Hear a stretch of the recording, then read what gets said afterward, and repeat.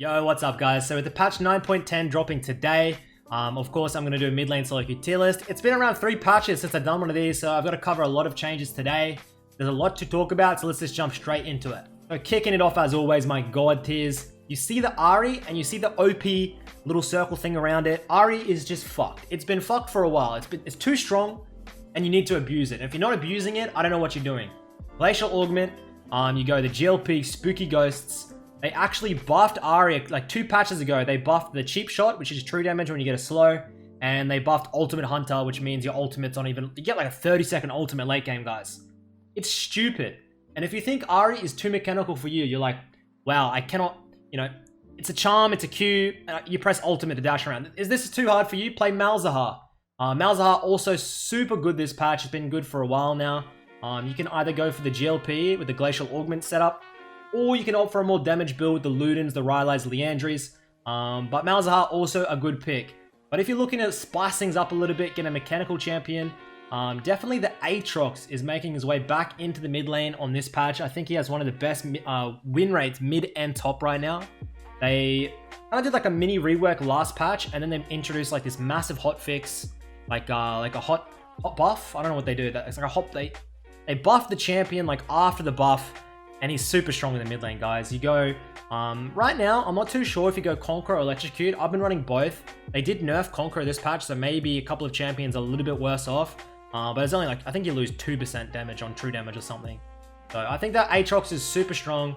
You got to be going for, you go for Black Cleaver, Death Dance, you get 30% CDR, and then just Perma Shove, Perma Roam, kill everything. It's stupid champion, no mana costs. Just like Vladimir, another S tier pick. I love Vladimir. I think Vladimir is one of the best team fighters. You can just steamroll lower elo, like mid-game team fights, and just take over the game. What else do we have? We have Talon, probably the best AD mid, of course. Talon just shove and roam, get a Tiamat. Pretty basic. Lower elos, people just go AFK. You literally shove roam, get like 1 or 2 ganks bot lane. Enemy bot lane just tilts to oblivion, and you've won. Same with Fizz, I guess. I think that Fizz right now, I think Fizz and Katarina are pretty close. I think Fizz is just a little bit of a notch ahead of the Katarina. But I think that both those champions are very good. Probably the best assassins right now. If you don't really count, I don't really count Ahri as an assassin. Kassadin also doing wonders with the Scuttle Crab changes. Of course, it means that you don't have to have this early priority. Like, you remember when like Scuttle Crab was around, and a lot of times you play like Kassadin, you play Corki, and your mid lane like LeBlanc or something just roams to Scuttle early, kills the enemy, your jungler, boom, GG. Right now, the Scuttle comes in a little bit later. Kassadin gets a little bit of time to just breathe, just soak in a little bit of XP, and I think that Kassadin definitely got an indirect buff through the Scuttle changes, and I think that, of course, the best scaler in the game. So pick up Kassadin, you're looking to get a nice scaling champion in your mid lane pool. Okay, now shuffling across to a couple of my A tier picks. I think Corki in this meta is really good, actually. I've been testing and experimenting around about with a little bit of Kleptomancy into like these melee matchups, things like the Aatrox you can get away with. You get a lot of procs, a lot of extra gold, like a lot of scaling, because you don't really need the fleet unless you're into like a poke matchup, like something like a Syndra, something like an Orianna, something like that. But I think that these short range matchups, maybe even to a Fizz, I think easily can get away with the Kleptomancy on the Corki. Moving across, we have the Thalia. I think Thalia is pretty good. They did give it like a little bit of a hot fix. There was this big bug with Thalia E that increased her win rate by like 3 or 4%. They fixed that. I think the champion's still good. I was playing it a bit over in Europe, but I don't think it's quite in that S tier range. Also, Nico. Glacial Nico. It's pretty much the exact same setup as kind of like what you're doing with the Ahri.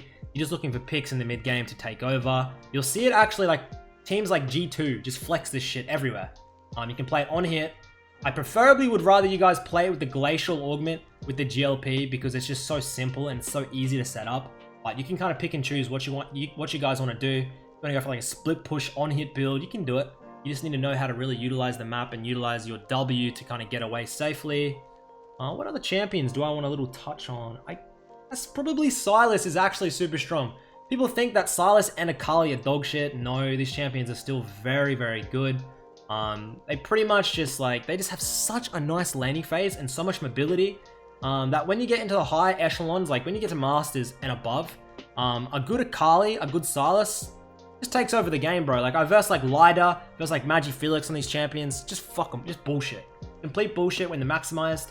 The problem is people don't play the champions to perfection, to their skill ceiling. So if you're going to play these champs, put the time in to fucking learn them and don't just like play 5 games and then expect to be a god. It's not going to happen. Another champion up there is the Orianna. I'll do an Orianna review this week of Dopa. He's been running Unsealed Spellbook Orianna. It's too much to really talk about in this video, but I think it's really good. Offers a lot of utility for the team, and it's super consistent, which is exactly what he's going for. He's trying to push rank 1 in Korea. He's been like 900 points for about a month and a half, 2 months now. So he's struggling, but he's putting the grind in, man. 10 plus games a day, he's doing work. I can't quite get there with the Orianna. Jace, I think, Jace, Zed, both good AD mids. I think AD mids right now are super good, especially with a lot of the AP tops and even junglers right now. You got things like the Karthus jungle. You got Rumble returning to the top lane. I probably should have put Rumble in this tier list. I don't really verse him or know where I'd put him. I'd probably put him between A and B, I'd say, if I included Rumble in the tier list. I think the champion is good. Obviously suffers a little bit of like being such short, like so short range and suffering into a lot of control mages. Other than that, Rumble into things like Aurelia. Oh my days, man. You're just going to have a field day into those type of champions. What else can we... Cassiopeia. I think Cassio is really good right now. They buffed the E, I think. A couple of, maybe 2 patches ago. They made the E less, cost less mana. I think Cassio is good, but you've got to be a little bit careful when picking it. You can't pick Cassio into things like Kha'Zix, Hecarim. Like you do struggle a little bit when they engage on you. You have no mobility, except for your double and your ultimate to kind of get yourself out. But yeah, no mobility. You get caught up a lot into these picks, especially into things like the Fizz. You really do struggle. That probably rounds off my A tiers, and now we can get across to my Bs. So my B tiers, guys, you have these easy to execute champions. You have the Annie, Karthus, you have the Morgana, who I think is really good, and also Diana popping up a little bit. I versed a couple of really good Dianas in Europe that kind of changed my mind. It made me think Diana could go from not optimal to good. Definitely not great, but good. Diana can be played. These full AP builds, just rotates around the map and just one-shots everything. I've actually put Syndra down a notch, guys. I love Syndra. I'm pretty much like a Syndra one-trick almost. I play a lot of Syndra games. I think that she really struggles in this meta. There's too much mobility, man. You can't do anything against things like the Kassadin, the Fizz, the Aatrox, the Zed. There's just too much bullshit. Kha'Zix, like it just gets on top of you. And it's just so hard to do anything when you're playing Syndra into like just champions that jump on your head. So I think Syndra's still decent, but not quite that powerhouse that it could be, I think, if those mobility champions got nerfed down a little bit. You also see the Aurelia and the Yasuo, both in the B tiers. These champions, I mean, Conqueror got small nerfs. Doesn't really matter that much. I think the champions are still strong, but in order to be strong in them, you probably need 100 plus games. So I wouldn't really recommend these two champions unless you're like super mechanical or you've just put a lot of time in and invested it into those champions already. So capping off for my not optimal, my C tiers, guys, I don't recommend any of these champions, honestly, unless you're looking for a little bit of fun time. You see the Kale, things like the Swain, like they just don't really appear in the mid lane. You just don't see these champions in the mid. Of course, Azir is down in my C tiers. It's a sad day for Azir because I think Azir in competitive meta is good. You see Faker just like, every time Azir is open, he's just fapping off, just insta-locking that champion because of how strong it is. But I think in a controlled environment like competitive games, it's good. Although, I mean, games against like IG and shit, I wouldn't really call that controlled environment. And you get like 16-minute games, but yeah, you know what I mean? Like in solo queue where it's just a complete mess and your jungler can't ensure that you're getting blue buffs, probably don't really recommend Azir. The Syndra nerfs, fuck right games, they just, oh, they're so dumb right games with the Lissandra nerfs, but Lissandra's out of the game. Lucian mid, only into things like the Kassadin.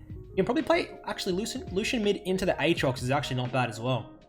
Maybe that could be a little bit higher, but that's about it for my mid lane solo queue tier list, guys. I hope you have enjoyed it, and I hope that this has just helped you climb. I know I haven't done one for a while, but all in all, I think if you're looking to climb, play the Ari, play the Malzahar, or if you're looking for something like a little bit like bullshit, probably pick up that Aatrox. A lot of the pro mids are spamming Aatrox right now. A lot of runes, a lot of VODs to watch if you're looking for something like that pickup. So until next time, cheers for watching, and I'll catch you later. We really just wanted to see how you was doing. Thanks. Yeah, chemotherapy really sucks. Greg, what the hell, bro? Don't say it sucked, dumbass.